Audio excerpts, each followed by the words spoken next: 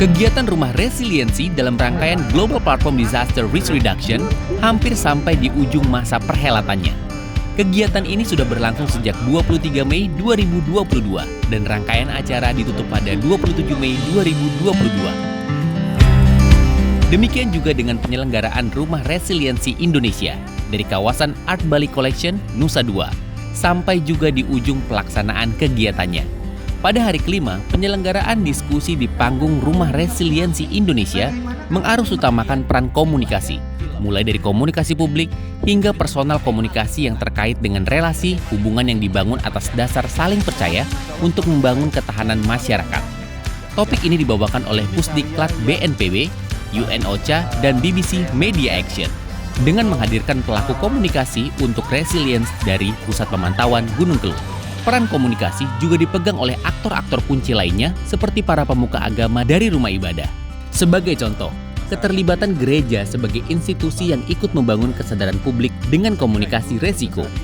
Rangkaian topik terkait komunikasi dari sisi peran rumah ibadah disampaikan oleh Zakom Chris Geothaven Egg Alliance, dan hal senada juga disampaikan oleh organisasi berbasis keimanan.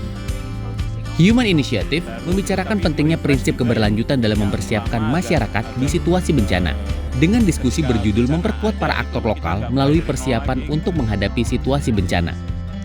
Diskusi ini menekankan peran media lokal, terutama media komunitas sebagai bagian dari ekosistem informasi publik dan pendidikan publik.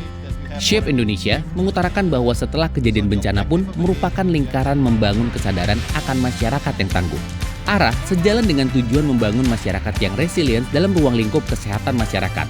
Prinsip masyarakat yang sehat dengan tersedianya tenaga kesehatan yang memadai disampaikan dalam diskusi bertema peran para perawat dalam manajemen bencana secara holistik, dengan contoh kasus di Jawa Timur yang disampaikan oleh Bapena DPW PPNI Jatim. Pada hari ini dilangsungkan acara penutupan rangkaian pertemuan GPDRR. Pidato penutupan disampaikan oleh Presiden RI ke-5 Megawati Soekarno Putri secara daring. Sementara, Kepala Badan Nasional Penanggulangan Bencana, Letjen TNI Suharyanto, menyampaikan highlight dan outcome dokumen terkait GPDRR 2022 yang telah dibahas bersama para wakil delegasi. Presiden Indonesia sebagai tuan rumah platform global ini mendorong masyarakat internasional untuk meningkatkan kerjasama dalam manajemen resiko bencana melalui kolaborasi menuju resiliensi berkelanjutan berdasarkan prinsip-prinsip. Pertama, penguatan budaya sadar bencana dan edukasi untuk pengurangan resiko. Kedua, investasi pada sains, teknologi, dan inovasi. Ketiga, infrastruktur tangguh bencana dan perubahan iklim. Dan keempat, implementasi dari komitmen-komitmen global. Rangkaian penutupan GPDRR di Bali menghasilkan dokumen yang berjudul Bali Agenda for Resilience.